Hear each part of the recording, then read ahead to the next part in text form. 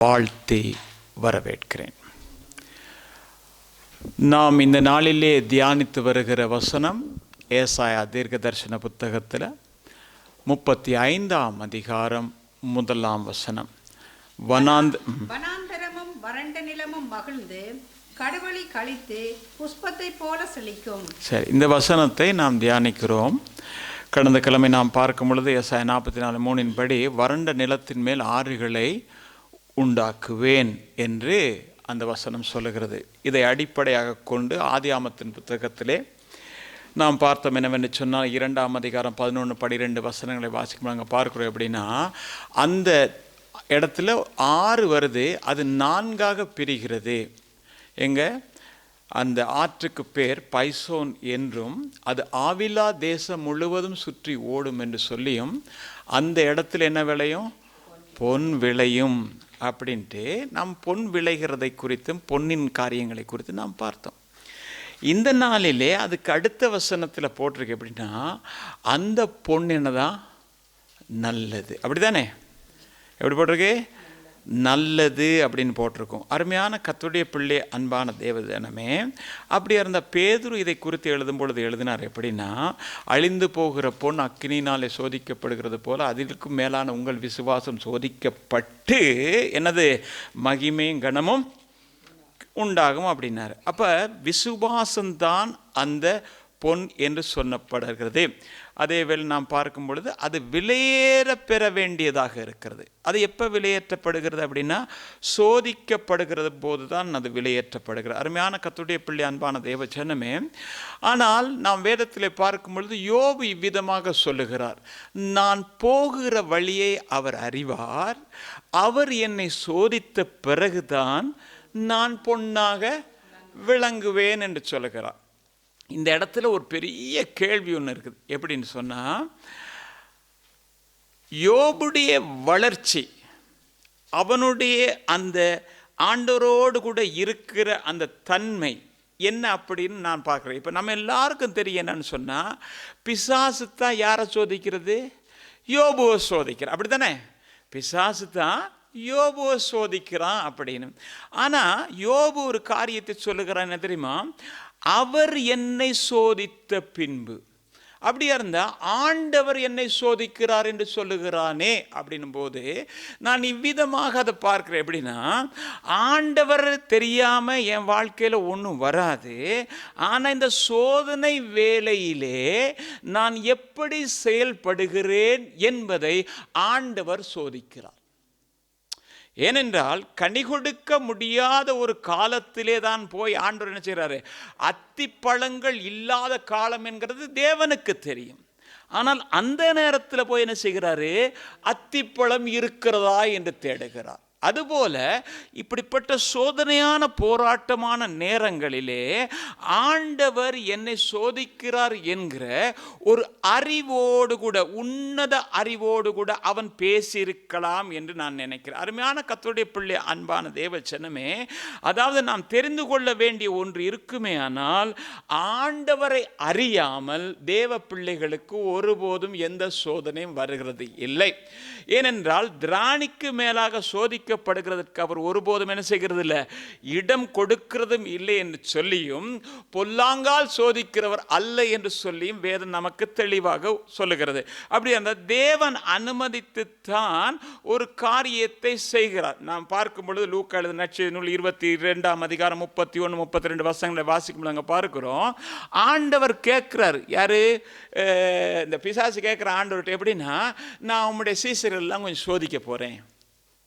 நம்முடைய சீசர்கள்லாம் இப்போ பெத்தேல் திருச்சபை விசுவாசிகளே ஆண்டவர்கிட்ட கேட்பான், சோதிக்கவா கொஞ்சம் அப்படின்னு. இல்லை என் பிள்ளைகளை சோதிக்கக்கூடாதுன்னு அவர் சொல்ல மாட்டார். பாவம் கையில் இல்லையா? சொல்ல மாட்டார். அப்போ என்ன சொன்னார்?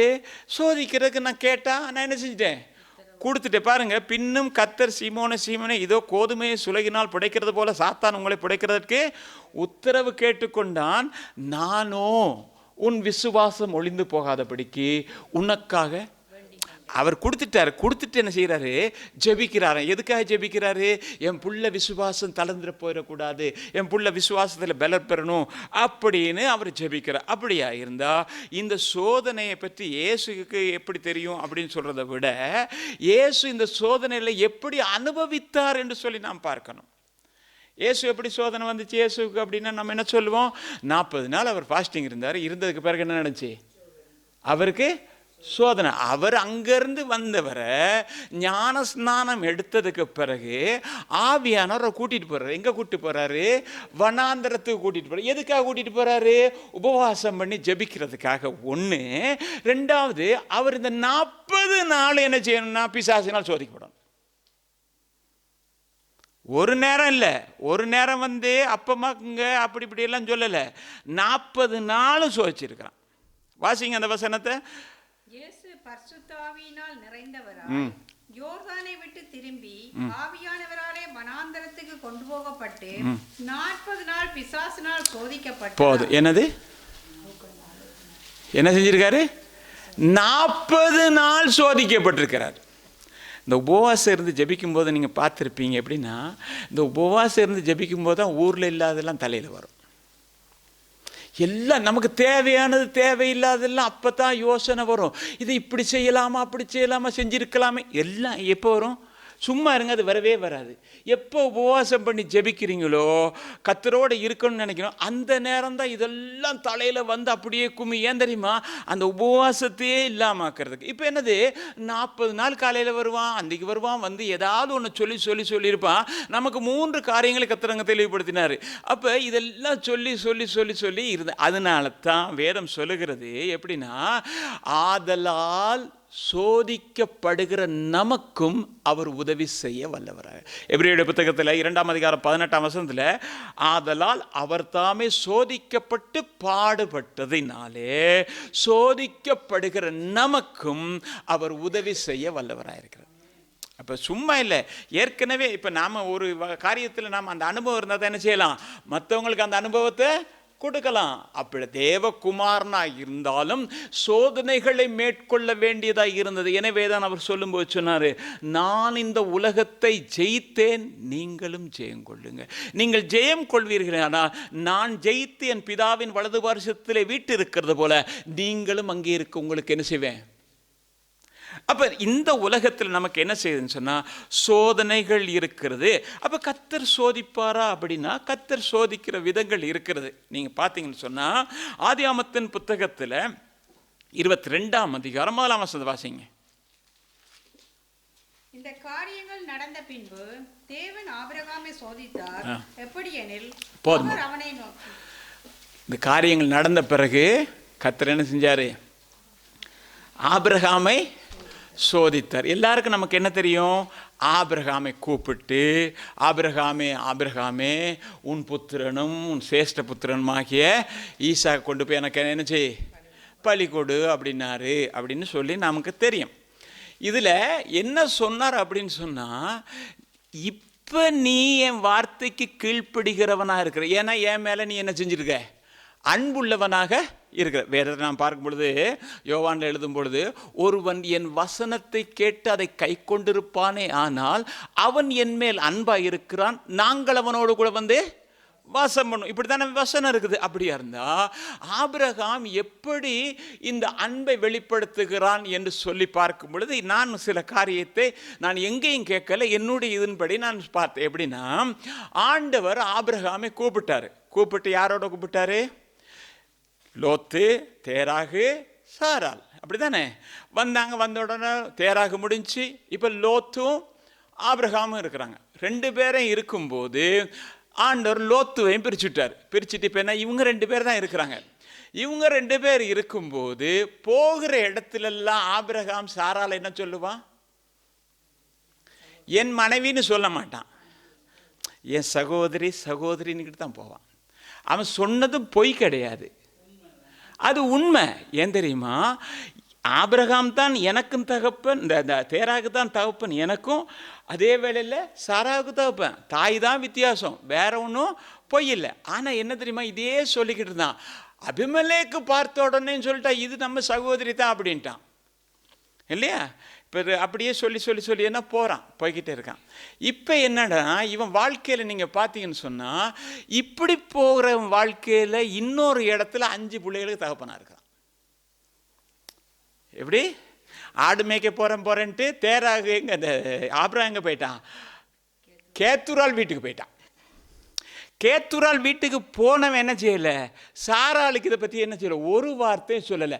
எப்படின்னா தன் சரீரமாக அந்த நாட்களில் பிரமாணம் இல்லை, அது நமக்கு தெரியுது, பிரமாணம் இல்லை. நீங்கள் பார்த்தீங்கன்னா லாமேக்கு கூட அந்த நாள்லேயே 2 இருந்துச்சு. அந்த நாட்களில் லாமேக்கு 2 இருந்துச்சுன்னு சொன்னால் மற்றவங்க எல்லாருக்கும் அப்படித்தான் இருந்தது. அதை நான் இப்போ பேச வரல. ஆனால் தன் மனைவிக்கு அவன் துரோகியாக தான் இருந்திருக்கான். இப்போ கூட இலங்கைக்கு ரொம்ப 58-60 வயசுல எல்லாம் போகுதுங்க. போயிட்டு இங்கே ஒன்று இருக்கு, அங்கே ஒன்று இருக்கு. அங்கே டிவி வாங்கி கொடுக்குதான், டெலிஃபோன் வாங்கி கொடுக்குதான், என்னென்னமோ எல்லாம் செய்தான். தயவு செய்து தனியாக அனுப்பிடாதீங்க. எலிசாவும் எலியாவும் போன மாதிரியே சேர்ந்தே போங்க. எடுத்துக்கொண்டாலும் நான் உம்மோடு தான் வருவேன்னு போங்க. ஏன்னா அப்படிப்பட்ட காலம். ஆம்பளையாக இருந்தாலும் பொம்பளையாக இருந்தாலும் பயம். இப்போ அப்படிதான் சிறுரங்கள் நடக்குதான். இங்கிருந்து சுவிஸ் பணம் அந்த மாதிரி வேலை செய்தான். அந்தந்த வீட்டில எல்லாம் டிவி வேலை செய்தான், என்னென்னமோ எல்லாம் வேலை செய்யுது. இப்படி எனக்கு தெரிஞ்சவங்க சில பேர் இருக்கிறாங்க, அருமையான கர்த்தருடைய. அப்போ என்னது போயிட்டு வந்தான்.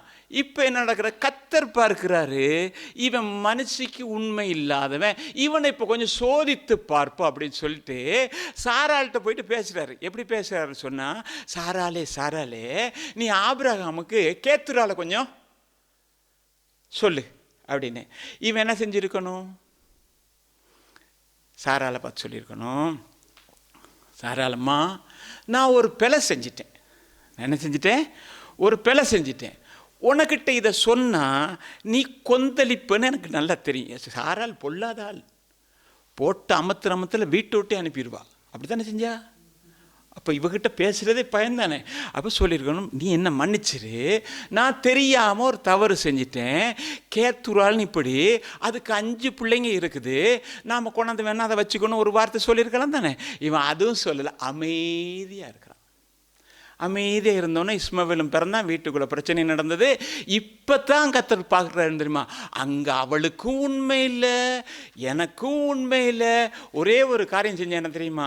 சாராள் செத்து போன உடனேயே அந்த 5 பேருக்கும் நன்கொடைகளை கொடுத்து, அப்படி தான் வேதம் போட்டிருக்கு, நன்களை கொடுத்து அவங்கள அனுப்பிட்டான் அப்படின்னு போட்டிருக்கு. அப்போ என்ன செஞ்சார்? ஆண்டவர் பார்த்தார், நீ ஒருத்தருக்குமே உண்மை இல்லை, நான் உன்னை அழைத்தேன், இப்போ உன்னுடைய நிலைமை என்ன அப்படின்றதுக்காகத்தான் நீ என்னிலேயே அன்பாக இருக்காயின்னு உன் பிள்ளைய பலி கொடு. அப்போ தான் நீ உண்மையோடு அன்பாக இருக்கிறாய் என்று சொல்லி நான் பார்க்கணுன்னு ஆண்டவர் சொன்னார். அதில் அவன் வெற்றி பெற்றான். இன்றைக்கு மாலில் கூட இருக்கிற கர்த்தருடைய பிள்ளையே, அப்போ கர்த்தர் என்ன செய்கிறார்? சில வேளைகளில் இப்படிப்பட்ட சோதனைகளை அனுப்புகிறார். நீங்கள் மல்கியா தீர்க்க தரிசன புத்தகத்தில் 3ஆம் அதிகாரம் 3ஆம் வசனத்தில் வாசிக்கும் பொழுது, அவர் உட்கார்ந்து லேவியனை புடமிடுகிறார் என்று சொல்லப்பட்டிருக்கு. உட்கார்ந்து என்ன செய்கிறாரா? லேவியனை புடமிடுகிறார். ஏனென்றால் அவர்கள் கர்த்தருடையவர்கள் ஆகும்படியும் நீதியை காணிக்கையாய் செலுத்தும்படிக்கு என்ன செய்கிறாரு? அவர்களை பொன்னை போல புடமிடுகிறார். ஆண்டவரே, ஏன் ஆண்டவரே இதை அனுமதித்து எனக்கு இப்படியெல்லாம் செய்கிறேன்னு சொன்னா, நீ என்னுடையவனாகும்படியாக, நீ என்னுடையவளாகும்படியாகத்தான் இத்தனை போராட்டங்கள், இத்தனை பிரச்சனைகள், இத்தனை தோல்விகள் எல்லாம் வந்ததுக்கு காரணம் என்ன தெரியுமா? உன்னை இந்த சோதனைக்குள்ளே அனுமதித்தேன். ஆனாலும் இந்த சோதனையிலே நீ தவறிவிடக்கூடாது என்று உனக்காக விண்ணப்பம் பண்ணுகிறேன். இப்பொழுது நீ புடமிடப்படுகிறாய். எதற்கென்றால் நீ எனக்குரியவனாக மாறும்படியாக. அருமையான கர்த்தருடைய பிள்ளை, அன்பான தேவ ஜனமே, அப்போ பொன்னை என்ன செய்யணும்னு சொன்னால், புடமிடுகிறது என்று சொன்னால் அக்கினியிலே போட போட போட போட இந்த பொன்னில் இருக்கிற அந்த களிம்புகள் எல்லாம் என்ன செய்யும்? போயிடும். போனதுக்கு பிறகுதான் என்ன நடக்குது? சுத்த பொண்ணா விளங்குது. அதனால தான் விளம்பரம் போடும்போது போடுவான், 24 கேரட்டில் என்ன இருக்குது உங்களுக்கு? தங்க நகைகள், லலிதா ஜுவல்லரி. ஆனால் அந்த 24 கேரட்டில் ஒரு நாளும் தங்கம் செய்ய முடியாது. ஏன்னா அது சுத்த பொன், மெதுவானது. அப்போ செய்ய முடியாது. ஆனால் நம்மை அந்த நிலைமையிலே சுத்தப்படுத்தி மெருதுவான ஒரு நிலைமைக்கு கர்த்தர் கொண்டு வருகிறார். அப்படியா இருந்தா நீங்கள் வேதத்தில் வாசித்துக்கு வருகிறது நீங்கள் பார்க்குறீங்க, நாம் எந்த நிலைமையிலே இருந்து இப்படிப்பட்ட ஒரு நிலைமைக்கு வந்தோம் என்று சொன்னால், சங்கீதங்களுடைய புத்தகத்தில் 68ஆம் அதிகாரம் 13ஆம் வசனம், நீங்கள் அடுப்பின் அடியில் கிடந்தவர்களாய் இருந்தாலும் வெள்ளியால் அலங்கரிக்கப்பட்ட புறா சிறகுகள் போலவும் பசும்பொன் நிறமாகிய அதன் இறகுகளின் சாயலாகவும் இருப்பீர்கள். என்னதான் நீங்க எங்க இருந்தீங்க அப்படின்னா, அடுப்பின் அடியில். அடுப்பின் அடியில். அடுப்புக்கு அந்த கிட்ட என்ன இருக்கும்? இப்போ இங்கே உள்ள அடுப்பை நீங்கள் யோசிச்சுறாங்க, இங்கே உள்ளதை அப்படி அமர்த்துனா அது இருக்குது, அப்புறம் மேலே ஒரு துணியை போட்டு தைப்பீங்க, எல்லாம் முடிஞ்சிடும். நம்ம ஊரில் இப்போ இல்லை, ஒரு 25-30 வருஷத்துக்கு முன்னதாக பார்ப்பீங்கன்னு சொன்னால் கிச்சன் ஒரு இது ஒன்று வச்சுருப்பாங்க. அதில் என்னென்னா நீங்கள் போயிட்டு பார்த்தீங்கன்னா வாழ்க்கையில் இனிமேல் அது ஒரு நாளும் தேரான்ற மாதிரி அப்படியே கருப்பிடிச்சிருக்கும். ஊதி ஊதி ஊதி ஊதி நெருப்பை போட்டு என்ன செஞ்சுருக்கோம், கருப்பு அடித்து போயிருக்கும். அந்த இடத்துல அம்மா என்ன செய்வாங்க, வச்சு ஒவ்வொருத்தர் அம்மா என்ன செய்வாங்க, ஊதுவாங்க. ஹூன்னு ஊதி ஊதி அதை நெருப்பை வச்சு அதுக்கு பிறகு வெங்காயத்தை வெட்டி இங்கே ஒரு கண்ணீர் அங்கே ஒரு கண்ணீர்னு சொல்லி என்ன செய்வாங்க, சாப்பாடை கொண்டாந்து கொடுப்பாங்க. ஆனாலும் யாருக்குமே அதில் நன்றி இல்லை. என்னத்தை செஞ்சேன்னு கேட்பாங்க. அந்த நன்றி உணர்வு இருந்திருக்குமே ஆனால், உதாரணத்துக்கு என்ன கூட சொன்னால், நன்றி உணர்வு இருந்திருக்குமே ஆனால் நான் அன்றைக்கு கனவு கண்டிருப்பேன். என்ன கனவுனா, தூங்கும்போது வருகிற கனவல்ல, டாக்டர் அப்துல் கலாம் சொன்னது போல நிஜமான கனவு. வாழ்க்கையில் இப்படி ஒரு முன்னேற்றத்துக்கு வர வேண்டும் என்கிற தாயின் கண்ணீரை கண்டிருந்த நான் கண்டிருப்பேன். அது காணல, அதனால தான் இந்த வேதனை. இல்லைன்னா எங்கேயோ இருந்து எப்படியோ வரணும்னு நான் எந்த நாளும் நினைக்கிறது. ஏனென்றால் அதை நான் நினைவு கொள்ளலை. அப்போ என்னது, அடுப்பங்கரையில் என்ன இருக்குது அப்படின்னு பார்த்தீங்கன்னா, அங்கே கிழிஞ்சி போன ஒரு பெனியனை இந்த சட்டியை தூக்கி தூக்கி தூக்கி வச்ச போது அது கருகருன்னு கருத்து போயிருக்குது. இப்படிப்பட்ட நிலைமையில இருந்த உங்களையும் என்னையும் தான் ஆண்டவர் என்ன செஞ்சாரு, பொன் சிறகாக மாற்றி இருக்கிறார். புடமிட்டு புடமிட்டு புடமிட்டு புடமிட்டு என்ன செஞ்சிருக்காருன்னா, எல்லா களிம்பும் போய் இன்றைக்கு உங்களையும் என்னையும் பசும்பொன்னாக தேவன் மாற்றி இருக்கிறார். அருமையான கர்த்தருடைய பிள்ளை, அன்பான தேவ ஜனமே, அதுதான் 2 தீமோத்தேயு புத்தகம் 2ஆம் அதிகாரம் 21ஆம் வசனம் இவ்விதமாக சொல்லுகிறது. ஆகையால் ஒருவன் இவைகளை விட்டு தன்னை சுத்திகரித்துக் கொண்டால் அவன் பரிசுத்தமாக்கப்பட்டதும் எஜமானுக்கு உபயோகமானதும் எந்த நற்கிரியைக்கு ஆயத்தமாக்கப்பட்டதுமான கனத்துக்குரிய பாத்திரமாய் இருப்பான். அப்ப ஒருவன் இவைகளை விட்டு தன்னை சுத்திகரித்துக் கொண்டால் எஜமானனுக்கு உகந்த பாத்திரமாக, கனத்துக்குரிய பாத்திரமாக அவன் மாற்றப்படுகிறான் என்று சொல்லி பார்க்கிறோம். இந்த இடத்துல ஒருவன் சுத்திகரித்துக் கொண்டால் என்ற அந்த பதத்திலே சோதனைகள் வரும் பொழுது அந்த சோதனைகளை சகித்துக் கொண்டு தன்னை சுத்திகரித்துக் கொண்டு வரும் பொழுது அவனுடைய வாழ்க்கையில் என்ன நடக்கிறது சொன்னால், முதலாவது அவன் பரிசுத்தமாக்கப்படுகிறான். களிம்புகள் அகற்றப்பட்டுடனே அந்த பொன்னானது பரிசுத்தமாக்கப்படுகிறது. இரண்டாவது என்ன நடக்குன்னா, அது எந்த எஜமான் அந்த இடத்துல வைத்தாரோ அந்த எஜமானனுக்கு உபயோகமாகிறது. மூன்றாவது நற்கிரியைகளுக்காக அது ஆயத்தப்படுத்தப்படுகிறது. நான்காவதாக அது கனத்துக்குரியதாக மாறுகிறது. எப்ப தெரியுமா, ஒருவன் தன்னை சுத்திகரித்துக் கொள்ளும் பொழுது அவன் சோதனைகளை, பாடுகளை, வேதனைகளை எல்லாவற்றையும் சகித்து என் ஆண்டவர் ஒரு நாள் என்னை மேன்மையான அனுபவத்துக்குள்ள கொண்டு வருவார் என்று சொல்லி காலையிலும் மாலையிலும் தேவனை நோக்கி கதறி விண்ணப்பம் பண்ணி வேண்டுதல் பண்ணி தேவனிடத்தில் பலத்தை பெறும் பொழுது அவன் சுத்த பொன்னாக மாறுகிறான். அவன்தான் கனத்துக்குரியவனா மாற முடியும். பாடுகள், வேதனைகள் வரும் பொழுது தேவனை விட்டு ஓடுகிறதல்ல, தேவனோடு கூட இணைந்து போகிற அருமையான கர்த்தருடைய பிள்ளை, அன்பான தேவ ஜனமே, அப்ப பசும்பொன்னாக மாறுகிற ஆசீர்வாதம் எப்படின்னா, இன்னைக்கு சபையில வந்திருக்குது. சபையில தங்கமெல்லாம் பசும்பொன்னாக மாறுகிறது. அப்படித்தானே? ஆசீர்வாதமான செய்தி இப்பதான் சபைக்கு வருது. இவ்வளவு நாள் ஒரு மாதிரியா இருந்தது, இப்ப என்ன ஆகுது, பொன்னாக வருகிற செய்தி வருகிறது. பொண்ணுன்னா எல்லாருக்கும் பிடிக்கும் தானே? பிடிக்காதவங்களுக்கு எல்லாம் எங்கப்பா அங்கே பொண்ணு இருக்கிறனால இங்கே ஒன்றும் பிடிக்காது. அங்கே வீதியில் பொண்ணு தானே, பிடிக்கிறதில்ல தானே உங்களுக்கு. ஆனால் ஒருத்தனுக்கு பிடிச்சிருக்கு. அவன் என்ன செஞ்சான், ஜெபம் பண்ண ஆண்டவர் சொன்ன, ஆண்டவரே எனக்கு ஒரு ஆசை இருக்கு ஆண்டவரே, அது என்ன செய்யணும், நீங்கள் எனக்கு நிறைவேற்றி தரணும். அப்போ ஆண்டவர் கேட்டார். அவன் எங்கேயோ கேட்டிருக்க மேலே தொட்டதெல்லாம் பொண்ணாகணும். ஆண்டவரே நான் தொடுறதெல்லாம் பொண்ணாகணும் அப்படின்னு நினச்சாங்க. அப்போ ஆண்டவர் சொன்னார், இவ்வளவு தானே, நீ தொடுறதெல்லாம் பொண்ணாகட்டும் அப்படின்னு. போய் கட்டில் பிடிச்சா பொண்ணாயிருச்சு, மேசையை பிடிச்சா பொண்ணாயிருச்சு, நாக்கள் ஓடி ஓடி ஓடி ஓடி உள்ள இடமெல்லாம் பிடிச்சா அத்தனையும் பொண்ணாயிருச்சு. பொண்ணானுன்னு மகளை கூப்பிட்றான், மகளே கொஞ்சம் தண்ணி கொண்டு வா, தாகமாக இருக்குது, களைச்சி போனேன் அப்படின்னு. மக தண்ணி எடுத்துட்டு ஓடி வந்து பார்த்தா, என்னப்போ எல்லாம் பொண்ணா இருக்குது, இந்தாங்க தண்ணி. நான் பிடிச்ச மகளும் என்னது தங்கமா போச்சு, தண்ணியும் தங்கமா போச்சு, பாத்திரமும் தங்கமா போச்சு. ஆசை யார விட்டுச்சு, ஆசை யார விட்டுச்சு. அதான் ஒரு ராஜா ஒருத்தனை கூப்பிட்டாரு. கூப்பிட்டு சொன்னாரு, நீ நல்லவன் எனக்கு கேள்விப்பட்டப்பா, நீ நல்லவன் கேள்விப்பட்டேன். என் தேசத்தில் உனக்கு விருப்பமானபடி இடத்த கொடுக்கறதுக்கு நான் விரும்புகிறேன். நீ இந்த இடத்துல 6 மணிக்கு தொடங்கி அந்த 6 மணிக்கு என்ன செய்யணும், திரும்பி இதே இடத்துக்கு வரணும். நீ எவ்வளவு தூரம் ஓடுறியோ அவ்வளவு உனக்குத்தான் அப்படின்னாரு. இவனுக்கு சரியான சந்தோஷம், ராஜா நம்ம மேலே இவ்வளோ அன்பு வச்சிருக்காரா அப்படின்னு. காலையில் ஓட தொடங்கினா பார்த்தா ரம்புட்டான் மரம் இருக்குது. ஐயோ எவ்வளோ, திரும்பி வர வேண்டியதானே. பார்த்தா அடுத்தது மாம்பழம், வாழைப்பழம். ஓடுறான் நிப்பாட்டுவான்னு நினைக்கிறான், திரும்பி போகணும், ஆனால் விட மாட்டேங்குது.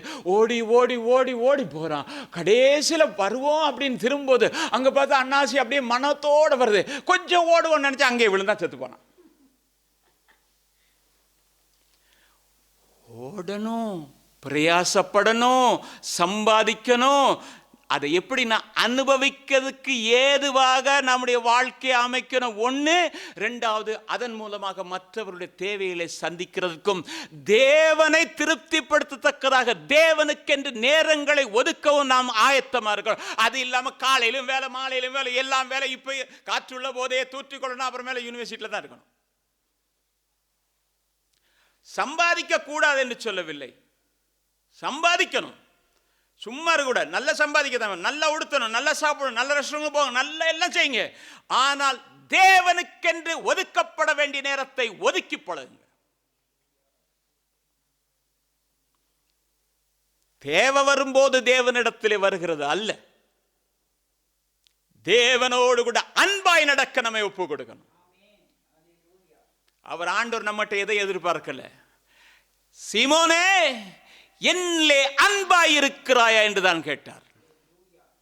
எனக்காக 10 மீனை பொரிச்சிட்டு வான்னு சொல்லல, எனக்காக நீ அதை செய்யணும் சொல்லல. நீ முதலாவது என்னிடத்திலே அன்பாய் இருக்கிறாயா. வெளிப்படுத்தின சொல்லும்போது சொல்ற ஆண்டவர் என்ன தெரியுமா, நீ ஆதியிலே கொண்ட அன்பை விட்டு விட்டாய் என்று உன் பேரில் எனக்கு ஒரு குறை இருக்கிறது என்று சொல்லுகிறார். இன்றைக்கு மாலையில் கூடி இருக்கிற கர்த்தருடைய பிள்ளையே, நாம் ஆண்டவரிடத்தில் அன்பு செலுத்தத்தக்கதாக நாம் செயல்படுவோமே, ஆனால் நம்மை கனத்துக்குரிய ஒரு பசும்பொன்னாக கர்த்தர் இந்த மாலையிலே மாற்றுகிறார். அப்ப இந்த பசும்பொன் எதற்காக பிரயோஜனப்படணும் அப்படின்னா, வாசிங்க யாத்ராமத்தின் புத்தகத்தில் 8ஆம் அதிகாரம் 11ஆம் வசனம்.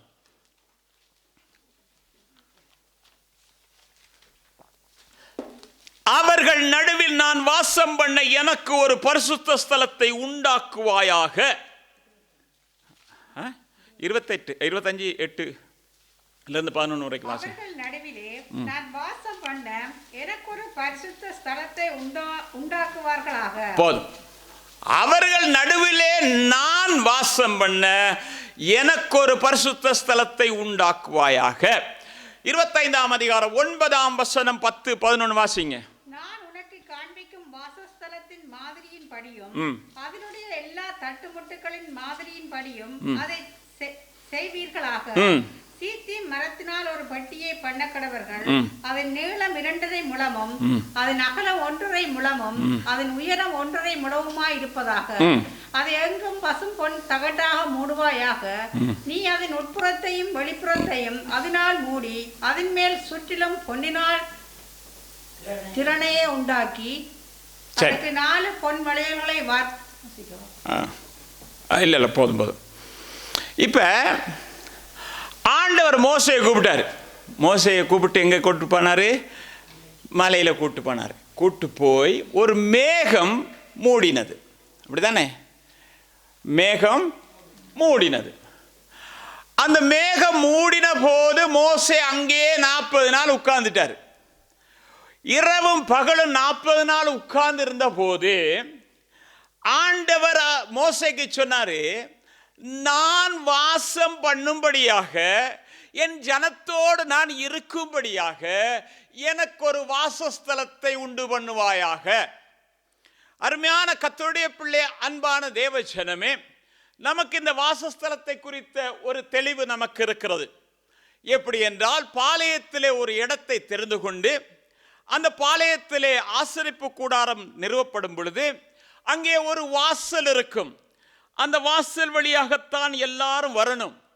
அந்த இடத்துல ஆசாரியன் என்ன செய்வான் என்றால், பலிபீடம் இருக்கிறது, பலி கொடுப்பான். அந்த பலி கொடுக்கிற நேரத்தில் பலி கொடுத்து முடிஞ்ச உடனே அவனுடைய மேல ரத்தமெல்லாம் இருக்கும்.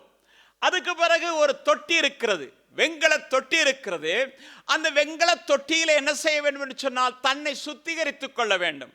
சுத்திகரித்துக் கொண்ட பிறகு ஆசாரியன், பிரதான ஆசாரியன் தேவ சமூகத்துக்குள்ளே பிரவேசிக்க வேண்டுமானால் அவன் தன் வஸ்திரங்களை மாற்றணும். அந்த வஸ்திரமானது எப்படி அப்படின்னு சொன்னா, தான் நினைத்தபடி, தான் விரும்பினபடி, தனக்காக ஏற்படுத்தப்பட்ட ஒன்றை அவன் அணிகிறது அல்ல. தேவன் தம்முடைய சித்தத்தின்படி ஞானம் உள்ளவர்களுக்கு அதை எப்படி செய்ய வேண்டும் என்று சொல்லி அவைகளை கற்றுக் கொடுத்தாரோ அந்த உடையை அணிந்தவனாக அவன் காணப்படணும். அதிலே தலப்பாக இருக்கிறது, அதிலே அந்த வஸ்திரம் இருக்கிறது, அதிலே கற்கள் இருக்கிறது, ஊரிம் தும்மிம் என்று சொல்லப்படுகிற கற்கள் இருக்கிறது. இஸ்ரவேல் கோத்திரங்கள் அத்தனைக்கும் ஏற்ற ஒவ்வொரு கற்று இருக்கிறது தேவ சமூகத்திலே கொண்டு போறதற்காக. அருமையான கர்த்தருடைய பிள்ளையே, இந்த வஸ்திரத்தை குறித்து நாம் கர்த்தர் சித்தமா இருந்த வருகிற நாட்கள் இதுல என்ன இருக்கு அப்படின்னா, காலில் மணி இருக்குது, மணியை கட்டிட்டு தான் உள்ள போகணும். இப்ப இந்த பரிசுத்த ஸ்தலம் இருக்கிறது, பின்னால 2வது இருக்கிறது மகாபரிசுத்த ஸ்தலம் என்று சொல்லி நாம் அறிவோம். இந்த மகாபரிசுத்த ஸ்தலத்துக்கு வர்றதுக்கு முன்பதாக இந்த பிரகாரமான பகுதியிலே எல்லாரும் வரலாம், எல்லாரும் இருக்கலாம், எல்லாரும் போகலாம். அப்படித்தானே? பிரகாரம், பரிசுத்தம், மகாபரிசுத்த ஸ்தலம் என்று 3 இடம் இருக்கிறது. அப்ப இந்த பிரகாரத்துக்குள்ள எல்லாரும் வரலாம், இருக்கலாம், போகலாம். ஆனால் தேவனால் தெரிந்து கொள்ளப்பட்டு தேவனால் அழைக்கப்பட்ட கர்த்தருடைய பிள்ளையாகிய உங்களையும் என்னையும் புதிய ஏற்பாட்டு கால ஆசாரியனாக தெரிந்து கொண்டால் உன்னுடைய வாழ்க்கையிலும் என்னுடைய வாழ்க்கையிலும் மாற்றம் உடையிலிருந்து எல்லாத்திலையும் வரணும். அதாவது இந்த உடையில தேவன் கொடுக்கிற அந்த ரட்சிப்பின் வஸ்திரம், நீதியின் சால்வை, இவைகளை அறிந்து கொள்ளணும். அறிந்து கொண்டு உள்ள வரணும். இந்த உள்ள இருக்கிற ஒவ்வொரு காரியங்கள் நமக்கு தெரியும். இங்க பாத்தீங்கன்னாக்கும் தூபபீடம் இருக்கிறது, குத்து விளக்கு இருக்கிறது, மேஜை இருக்கிறது, மேஜையிலே அப்பங்கள் இருக்கிறது. இந்த அப்பம் 12 அப்போஸ்தலருடைய உபதேசத்தை குறித்து என்று சொல்லி நாம் அறிந்திருக்கிறோம். இது தினந்தோறும் மாற்றப்படுகிற ஒன்று. ஆனால் இந்த அத்தனை பொருள்களுக்கும் ஞான அர்த்தம் இருக்கிறது. இந்த எல்லாத்திலும் என்ன நடக்கிறதுன்னு சொன்னா, பொன் தான் அந்த இடத்துல பரிசுத்த பொன் முக்கிய ஸ்தலம் பெறுகிறது. இப்ப நீங்க பாத்தீங்கன்னா அதுக்கு அடுத்த நிலைமைக்கு நாம் இதை வருகிற கிழமைகள் நாம் பார்க்க கர்த்தர் சித்தமா இருந்து நாம் செய்வோம். இப்ப அதுக்கு அடுத்த இடத்துக்கு நீங்க போனீங்கன்னாக்கும் அந்த இடத்துல என்ன இருக்குன்னு சொன்னா, பரிசுத்த அந்த பெட்டி இருக்கிறது, உடன்படிக்கை பெட்டி. அப்படித்தானே? உடன்படிக்கை பெட்டி இருக்கிறது. உடன்படிக்கை பெட்டிக்கு மேல கேருபீன்கள் 2 பேர் இருக்கிறாங்க. இந்த அதே வேளையில அந்த உடன்படிக்கை பெட்டி கிருபாசனம், அந்த பெட்டி மூடி கிருபாசனம். இது என்னன்னா, எந்த மரத்துல செய்யணும்? சீத்த மரத்தினால செய்யணும், உறுதியானது. அதற்கு 2.5 முழம் நீளம், 1.5 முழம் அகலம், 1.5 முழம் உயரம். இப்படிப்பட்ட அளவு பிரமாணத்தோடு கொடுத்தான் அது செய்யப்படணும். செய்யப்பட்டு வேத வசனத்தில் நீங்க வாசித்திருப்பீங்க, முழுவதும் பொன்னினால் என்ன செய்யணும்? மூடணும். அங்க ஏதோ ஒரு இடத்துல அந்த மரம் தெரியக்கூடாது. நீங்க வேத வசனத்தை பார்க்கும் பொழுதும் கூட நான் பார்த்து தியானித்ததல்ல, ஒரு போதகர் சொன்னது என்னுடைய ஞாபகத்தில் இப்ப வருது. என்னன்னா, அந்த ஆசரிப்பு கூடாரத்தின் மேலே திரைகள் எல்லாம் போட்டதுக்கு பிறகு அதை மூடுறது என்ன, எதுல அப்படின்னு சொன்னா, ஒரு மிருகத்தினுடைய தோல். அந்த தோல் என்னது? தகசு தோல், அப்படித்தானே? இந்த தகசு தோலை ஆங்கிலத்தில் போட்டிருக்கா எப்படின்னா சீ டாக் என்று போட்டிருக்கான். அப்படியா இருந்தா அது வெளிப்பார்வைக்கு, மனிதனுடைய பார்வைக்கு நாற்றமுள்ளதாகவும் பார்க்கிறதுக்கு அருவருப்பும் உள்ளதாக இருக்கும். உன்னையும் என்னையும் பார்க்கிறவர்கள் அப்படி நினைக்கலாம். ஆனால் உனக்கும் எனக்கும் உள்ளே இருக்கிற காரியம் பரிசுத்தமானது, தேவனுக்குரிய வெளிச்சமாக இருக்கிறது. அருமையான கர்த்தருடைய பிள்ளை, அன்பான தேவஜனமே, அப்ப இந்த மகாபரிசுத்த ஸ்தலத்தில் இருக்கிறது உடன்படிக்கை பெட்டி இருக்குது. இந்த உடன்படிக்கை பெட்டி எங்கே இருக்கிறதோ அங்கே இருந்துதான் தேவன் பேசுவார். அப்படித்தானே? தேவன் அங்க இருந்து பேசுவார். ஜனங்களுக்கு என்ன சொல்லணும்? இப்ப சொல்லும் போது இவர் மணி ஆட்டிக்கிட்டே இருக்கணும், இல்லைன்னா இவர் போய் சேர்ந்துட்டாருன்னு தெரியறதுக்கு தான் அந்த கயிறு கட்டிக்க நமக்கு தெரியும். இப்ப அதெல்லாம் இருக்கட்டும். இப்ப நாம பார்க்க போறோம்னா இந்த இடத்துல இருக்கிற இந்த மகாபரிசுத்த ஸ்தலத்தில் இருக்கிற உடன்படிக்கை பெட்டி. இந்த உடன்படிக்கை பெட்டி யார் என்றால் நீங்களும் நானுமே என்று சொல்லுகிறேன். நீங்களும் நானும் தான் இந்த உடன்படிக்கை பெட்டி. இந்த உடன்படிக்கை பெட்டியை குறித்து அடுத்த படத்தில் நாம் பார்ப்போம் என்று சொன்னால், இல்ல அடுத்த பாருங்க, இதுதான் உடன்படிக்கை பெட்டி. இந்த உடன்படிக்கை பெட்டியில உள்ள 3 காரியங்கள் இருக்கிறது. என்ன இருக்கிறது?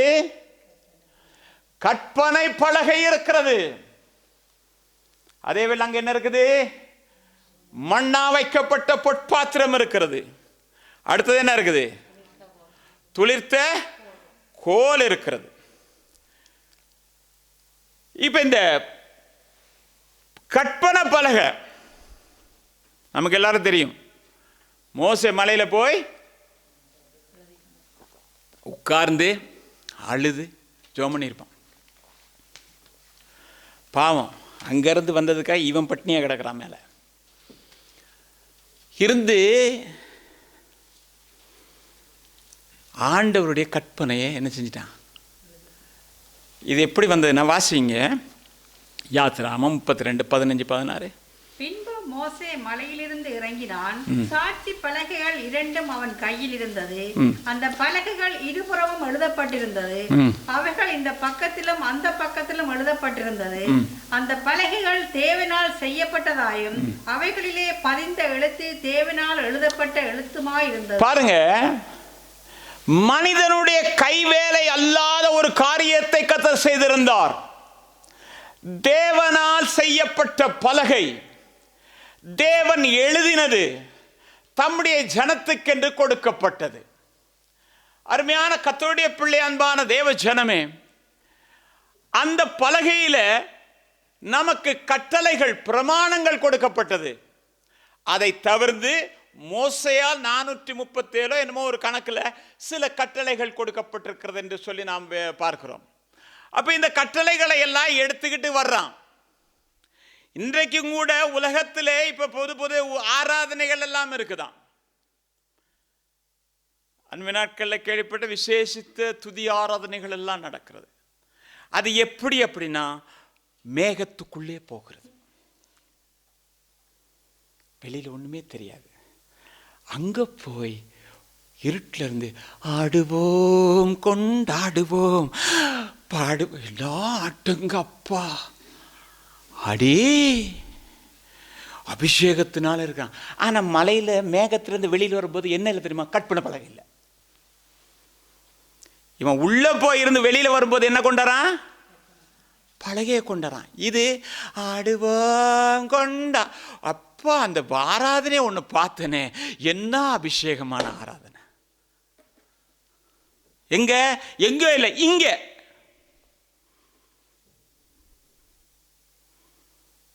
கேட்டா புதுவிதமாக கர்த்தர் அவருக்கு செயல்பட தெரியாதெல்லாம் இப்ப செயல்படுது.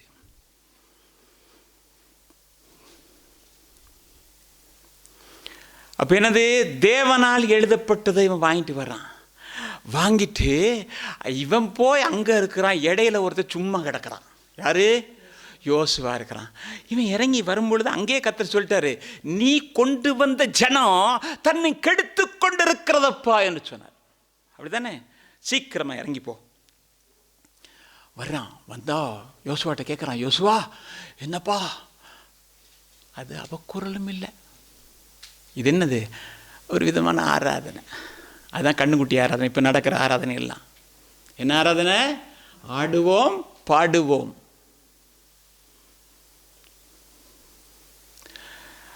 கண்ணுக்குட்டி ஆராதனையா வந்து பார்த்தா அவனுக்கு சரியான ஆத்திரம். என்ன செஞ்சான் தெரியுமா? அந்த ஜனங்கள் மேலே தான் அவனுக்கு கோவம். யார் மேலே கோவம்?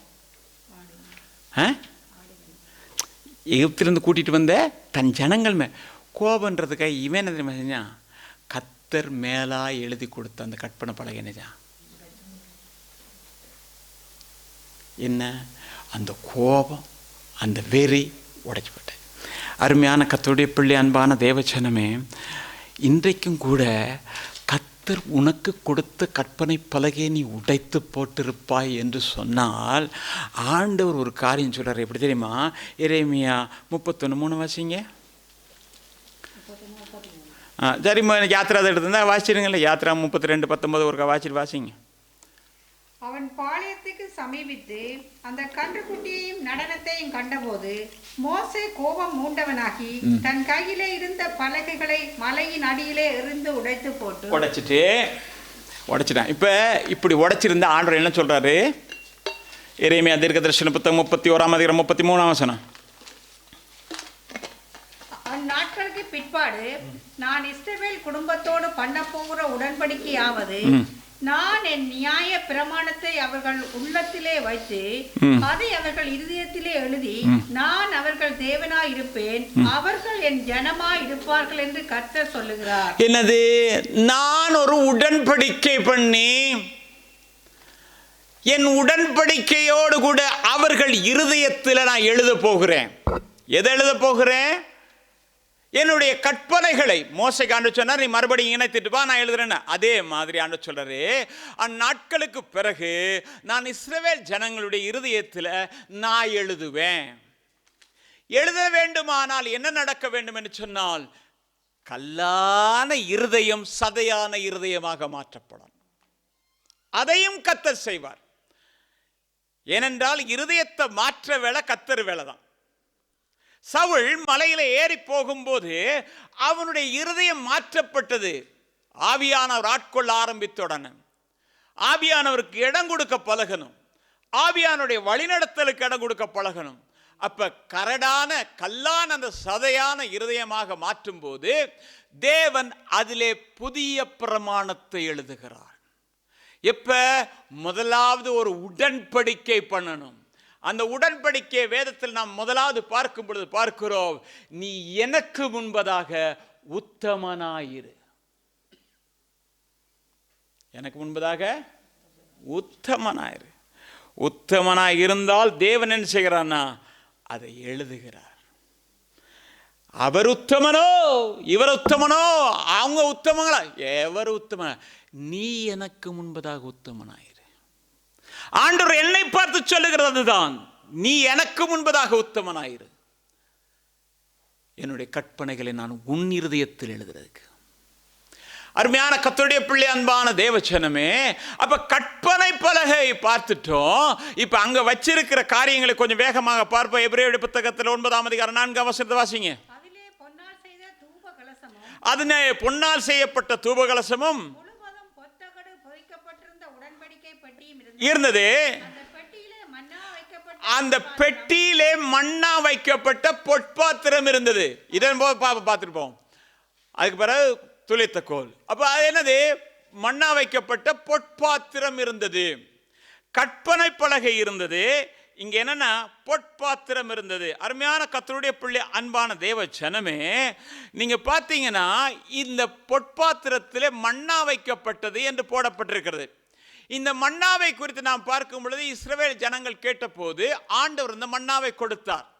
இந்த மன்னா எவ்வளவு காலம் அவர்களுக்கு உபயோகப்பட்டது என்று சொன்னால் வாசிக்கலாம். யாத்ராமத்தின் புத்தகம் 16:35. இஸ்ரவேல் புத்திரர் குடியிருப்பான தேசத்துக்கு வரமட்டும் 40 வருஷமளவும் மன்னாவை புசித்தார்கள். அவர்கள் கானான் தேசத்தின் எல்லையில் சேரும் வரைக்கும் மன்னாவை புசித்தார்கள். அந்த எல்லை வரைக்கும் அவர்கள் குடியிருக்க போகிற தேசத்துக்கு போகும் வரைக்கும் தான் இந்த மன்னா அவர்களுக்கு கொடுக்கப்பட்டது. அருமையான கர்த்தருடைய பிள்ளை, அன்பான தேவ ஜனமே, கடந்த கிழமை கூட நான் சொல்லும்போது சொன்னேன், உபதேசம் என்கிறது வேறு, உபதேச சத்தியங்கள் என்பது வேறு. அருமையான கர்த்தருடைய பிள்ளையே, அப்ப உபதேசம் தான் என்ன செய்கிறது என்று சொன்னால் ஒரு மனிதனை அந்த பரலோகமாகிய கானானுக்குள்ளே கொண்டு போகிறது. அந்த உபதேசம் எதுவரைக்கும் அவனுக்கு கிடைக்கும் என்று சொன்னால் இந்த பூமியிலே அவன் இருக்கும் வரைக்கும். என்றைக்கு கர்த்தருடைய அழைப்பை பெறுகிறானோ, அல்லது போனால் என்றைக்கு முடிவு வருகிறதோ, அல்லது போனால் என்றைக்கு அவன் நித்திரை அடைகிறானோ, அல்லது போனால் ஆண்டவர் வரும் வரைக்கும் அவனுக்கு இந்த பூமியிலே அவன் சரியாக தன்னை சுத்திகரித்துக் கொள்ளத்தக்கதாக, தன்னை அலங்கரித்துக் கொள்ளத்தக்கதாக ஒரு உபதேசம் கொடுக்கப்படுகிறது. அதுதான் அப்போஸ்தலருடைய உபதேசம். நீங்க வேதத்துல பார்க்கும் பொழுது பார்த்தீங்கன்னு சொன்னா அப்போஸ்தலர் நடவடிக்கை 2ஆம் அதிகாரம் 42ஆம் வசனத்தை அவர்கள் அப்போஸ்தலருடைய உபதேசத்திலும் அந்நிய உண்ணியத்திலும் அப்பம் விற்கிறதிலும் உறுதியாக தரித்திருந்தார்கள். யார் என்று சொன்னால் அவன் சொல்லுகிறான், எப்படி தெரியுமா?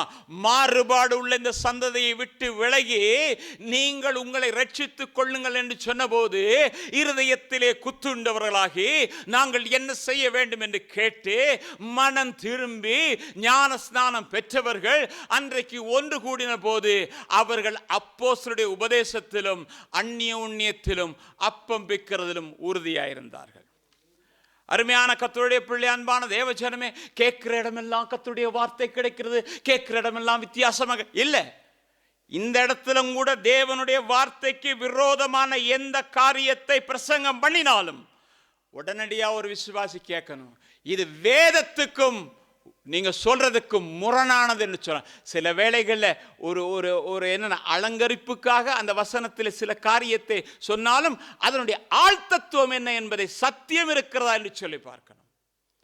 இல்லைன்னா தட்டி கேட்கணும், இல்ல வேண்டாம், ஏனென்றால் துர்க்கிரியைக்கு நீ பங்குள்ளவனாக ஒருபோதும் மாறாது என்று சொல்லுகிறேன். நீங்க வேதத்தில் பார்க்கும் பொழுது பார்த்தீங்கன்னு சொன்னா கலாத்தியருடைய புத்தகத்தில் 1ஆம் அதிகாரம் 8ஆம் வசனத்தில் வாசிக்கும் பொழுது பவுல் விதமாக சொல்லுகிறார், நாங்களாவது வானத்திலிருந்து வருகிற ஒரு தூதனாவது. ஒரு முறை அறிவிக்கப்பட்டது, அதுல எந்த மாற்றமும் கிடையாது. நாங்களே திரும்பி வந்தா என்ன, வானத்திலிருந்து ஒரு தூதன் வந்து சொன்ன என்ன, நீ என்ன செய், வேறொரு சுவிசேஷத்தை உங்களுக்கு பிரசங்கித்தால் அவன் சபிக்க என்ன செய், ஏற்றுக்கொள்ளாத. அப்படிதானே போட்டிருக்கு. அங்கு நிறைய கூட்டம் அவங்களை ஏற்றுக்கொள்ளாத. ஏனென்றால் உபதேசம் என்கிறது உன்னை சரி செய்கிற ஒன்று, தேவனுடைய ராஜ்யத்துக்குள்ளே கொண்டு போய் சேர்க்கிற ஒன்று. ஐயோ, அந்த கூட்டத்தை பார்த்து ஒருத்தர் ஆடுவார் மேடையில், தாடி வச்சவர். அவர் கூட்டத்தில் எத்தனையோ வெளிநாட்டுக்காரவங்கெல்லாம் சேர்ந்து ஆடுறாங்க. போய் ஆட வேண்டியதானே, கூட்டமாக இருக்குது. அடுத்தது தளிர்த்த கோல். இது என்ன தெரியுமா? வாசிங்க, என்னாமத்தின் புத்தகம் 17ஆம் அதிகாரம் 8ஆம் வசனம். மறுநாள் மோசே சாட்சியின் கூடாரத்துக்குள் பிரவேசித்த போது இதோ லேவியின் குடும்பத்தாருக்கு இருந்த ஆரோனின் கோல் துளிர்த்திருந்தது. அது துளிர் விட்டு பூ பூத்து வாதுமை பழங்களை கொடுத்தது. சரி, இங்கே இந்த ஆசரிப்பு கூடாரத்தில் கொண்டு வந்து இந்த கோல் வைக்கப்பட்டது என்று சொல்லி பார்க்கிறோம். இந்த வாதுமை மரம் என்று சொல்லுகிறதை எரேமியா தீர்க்கதரிசன புத்தகத்தில் பார்க்கும் பொழுது நீ என்னத்தை காண்கிறாய் என்று, வாதுமை கிளைகளை காண்கிறாய். அப்ப ஆண்டு சொல்ல, நீ கண்டது சரியே, என் வார்த்தையை நான் என்ன செய்வேன், தீவிரப்படுத்துவேன்னு சொன்னார். அது ஒரு சத்தியம் இருக்கிறது, அது இருக்கட்டும். இப்போ என்ன நடக்கிறதுனா, நீங்கள் 16ஆம் அதிகாரத்தில் போனீங்கன்னாக்கும் இஸ்ரவேல் ஜனங்கள் எகிப்திலிருந்து வரும்பொழுது அவர்களோடு சேர்ந்து வந்தவர்கள் இருக்கிறாங்க. யாரு அப்படின்னா செங்கடலை தாண்டினவர்கள் இருக்கிறாங்க. அப்படிதானே? நல்ல பாட்டு படித்து கர்த்தரை மகிமைப்படுத்தி தேவன் எங்களுக்கு விடுதலை தந்தார் என்று சொன்னவர்கள் இருந்தாங்க. பார்வோனிடத்திலிருந்து நாங்கள் வெற்றி பெற்று விட்டோம் என்று சொன்னாங்க. அந்த கூட்டத்தில் கோராகு, அடுத்தது யாரு, தாத்தான், அபிராம், கோராகு என்று சொல்லுகிற கூட்டம் இருந்தது. 250 பேர் ஒன்னா சேர்ந்துட்டான். சேர்ந்து ஜனத்தை குழப்ப ஆரம்பிச்சிட்டான். நீங்கள் எங்களுக்கு துரைத்தனம் பண்ணுகிறீர்கள், எங்களை மிஞ்சி போகிறீர்கள் அப்படி எல்லாம் பேசிட்டு ஒரு கூட்டத்தை சேர்த்துட்டான். கடந்த கிழமை கூட நான் சொல்லும்போது சொன்னேன், கப்பல் கடல்ல இருக்குது, ஆண்டவர் கடலோடு பேசினார். ஏன்னா அது அமைதியா இருக்கிறது, அமைதியா இருக்குது. இது என்ன, இந்த காற்று சும்மா இருக்க கூடாது, வந்து இதுக்கு சொல்லுது, கப்பலை கவுத்துருமா கப்பலை கவுத்துருமான்னு சேர்ந்து வேலை செய்யுது. கப்பலை கவுத்துருவோமா? பாண்ட சொன்னாரு, ஏய் காற்று அதட்டினார். யாரு? பிசாசு. அது எப்படியோ சில நேரங்களில் நம்ம வாழ்க்கையும் விசுவாச வாழ்க்கையை கவுத்துறதுக்கு ஏதோ ஒன்று வந்து இந்த அமைதியாக இருக்கிற அந்த கடல் அலைகளுக்கு சொல்லும், ஏன் கவுத்துருவோம் அப்படின்னு. ஜாக்கிரதையா இருக்கும். அப்ப என்ன நடக்குது? அவன் மோசே ரொம்ப இதாக போயிட்டு சொல்கிறான், ஆண்டவரே ஒரு கழுதையை கூட நான் எடுக்கலையே இவன்கிட்ட, நான் ஒன்றுமே செய்யாமல் என்ன இப்படி சொல்கிறாங்களே. ஒன்றும் பிரச்சனை இல்லை, நாளைக்கு 250 பேருக்கு ஒரு காரியம் சொல்லு, சாம்பலை போட்டுக்கிட்டு தூபகலசத்தோட வர சொல்லு, அப்போ யார் தெரிந்து கொண்டாங்க அப்படின்னு சொல்லி நான் காட்டுறேன் அப்படின்னு. சரின்ட்டு போனாங்க. போன உடனே நினச்சின்னா கர்த்தர் கொடுத்தாரு ஒரு அடி. சொன்னார், முதலாவது இந்த கோராகு இந்த கூட்டத்தோட என்ன செய்யுங்க, விலகி போங்கன்னு, நான் அழிக்க போகிறேன். மோசே அழுதான், ஆண்டவரே ஒருத்தன் செஞ்ச பாவத்துக்கு இந்த ஜனம் எல்லாத்தையும் நீங்கள் அழிக்கிறீங்களே, இது சரியில்லை ஆண்டவரே அப்படின்னு சொன்னேன். சரி அப்படியா, அந்த மற்ற ஜனங்கள் எல்லாத்தையும் விலக சொல்லு, விலக சொல்லிட்டு இந்த 3 கூட்டத்தை நிற்க சொல்ல அப்படின்னு சொல்லிட்டு சொன்னால், இது வரைக்கும் நடக்காத ஒரு அதிசயம் நடக்க போகுது. எப்படின்னா, இப்போ பாரு, எவனும் செத்துத்தான் மண்ணுக்குள்ளே போவான், இவன் உயிரோடே போகிறான்னு சொல்லி முடியும் போது எல்லாம் குடும்பமாக போயிடுச்சு. அப்படி தானே? போன உடனே இந்த ஜனங்கள் என்ன செஞ்சாங்க, பயந்து எல்லாம் ஓடிட்டாங்கன்னு சொல்லி போட்டு திருப்பி முறுமுறுக்க ஆரம்பிச்சுட்டாங்க. முறுமுறுக்க ஆரம்பிச்ச உடனே என்ன செஞ்சான் மோசே, எல்லாம் இங்கே வாங்க, ஒவ்வொரு கோத்திரத்துக்கு ஒவ்வொரு, நீங்கள் பார்த்தீங்கன்னா இந்த கோராகு யாருன்னா லேவி கோத்திரத்தான். அவனுக்கு என்ன வேணும்னா இந்த ஆசரிப்பு கூடாரத்தின் பனிமுட்டுகளை அதான் மோசே கேட்குறா, இது உனக்கு ஒரு அற்பமான காரியமாயிருச்சோ, இது உனக்கு ஒரு அற்பமான காரியமாயிருச்சோ. கர்த்தருடைய ஊழியத்தில் பலவிதமாக இருக்கிறது, அது ஒரு நேரம் வேணா பார்ப்போம். ஆனால் அற்பமாயிட்டு இப்போ ஆண்டவர் சொன்னார், எல்லாருக்கும் ஒவ்வொரு கோலை கொண்டு சொல்லி ஒவ்வொரு கோத்திரத்தையும் பேர் எழுத சொல்ல அப்படின்னா எழுதி எல்லாரும் கொண்டு போய் ஆசரிப்பு கூடாரத்துக்குள்ளே வச்சாங்க. வச்சா காலையில் போய் மோசே திறக்கிறான், பார்த்தா அங்கே லேவியின் கோத்திரத்தின் அந்த கோல் துளிர்த்தது, பூத்தது, பழங்கள் இருந்தது, காய் இருந்துச்சு. தெரியுதா எப்படின்னு ஆண்டவர் சொன்னார். இந்த 250 இந்த ஆட்கள் இருக்காங்க இல்லையா, நல்ல வார்த்தை ஒன்று அதில் போட்டிருக்கோம். போட்டு இவங்களோட அந்த தூபகலசத்தெல்லாம் தட்டி அடித்து பலிபீடத்தை சுற்றி வை. ஏன் தெரியுமா, அடுத்தவன் பார்க்கும்போது என்ன நடந்துச்சுன்னு தெரிஞ்சுக்கிறது. இருக்கா? சுற்றி வை. தேவன் எப்படிப்பட்டவர், ஆனால் இன்றைக்கு கிருபை உள்ளவராக இருக்கு. அருமையான கர்த்தருடைய பிள்ளை, அன்பான தேவஜனமே. அப்போ என்ன நடக்குன்னு சொன்னால், மோசே ஆரோன் இவங்க என்ன செஞ்சாங்கன்னு சொன்னால் ஆண்டவர்கிட்ட போய் சொன்னாங்க. இப்போ நான் சொல்ல போகிறது நேரமாகிறது. இப்போ ஆண்டவர் இந்த பெட்டிக்குள்ளே இந்த 3 இருந்தால் என்னென்ன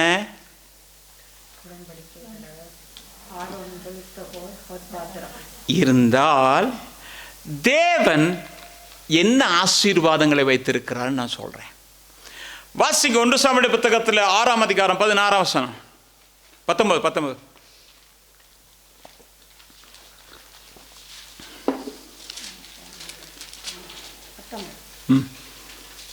ஆனாலும் பெத்சிமேயின் மனுஷர் கர்த்தருடைய பெட்டிக்குள் பார்த்தபடியினால் கர்த்தர் ஜனங்களில் 50,070 பேரை எதை பார்த்தாங்களா?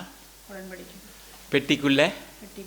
இப்போ நீங்கள் தானே பெட்டி, நீங்கள் பெட்டி இல்லையா? விலங்குச்சு இவ்வளோ நேரம் ஏதாவது சொன்னதில்லை, விலங்குச்சு. அப்போ நானும் நீங்களும் உடன்படிக்கை பெட்டி, நமக்குள்ள உடன்படிக்கை பலகை இருக்கிறது. அதே அப்போ இந்த கோலில் ஒன்று என்னென்னா, கோல் ராத்திரியெல்லாம் ஜெபம் பண்ணுறது, ராத்திரியெல்லாம் ஜெபம் பண்ணி பரிசுத்தப்படுத்துகிற. சரி, அது பார்ப்போம் இன்னும், ஏன்னா நேரம் இல்லை.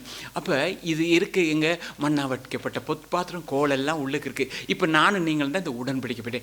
இப்போ இதை எட்டி பார்த்ததுனால என்ன நடந்துச்சு?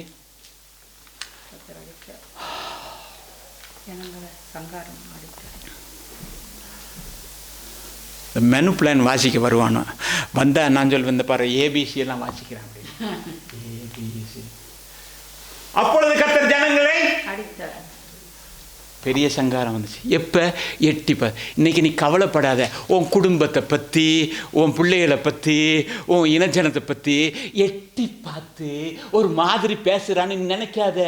உனக்குள்ள இதெல்லாம் இருக்குன்னா அவர் மிச்சத்தை பார்த்துக்குவார். விளங்குதா? உனக்குள்ளே இவைகள் அடங்கியிருக்குமே என்றால் நீ அவருடைய உடன்படிக்கை பற்றியாக காணப்படுவா என்றால் எவன் எட்டி பார்த்தா என்ன, நீ அதை பத்தி கவலைப்படாத, அவர் பார்த்து ஆரம்பிச்சது. எங்களை பத்தி இப்படிலாம் பேசிட்டு போட்டும், சொல்லிட்டு போட்டும். இன்னொரு வசனம் 2 சாமுவேல் 16:6-7. அவர்கள் நாகோனின் களம் இருக்கும் இடத்துக்கு வந்தபோது மாடுகள் மிரண்டு பெட்டியை அசைத்தபடியினால் ஊசா தேவனுடைய பெட்டியிடமாக தன் கையை நீட்டி அதை பிடித்தார். போதும்.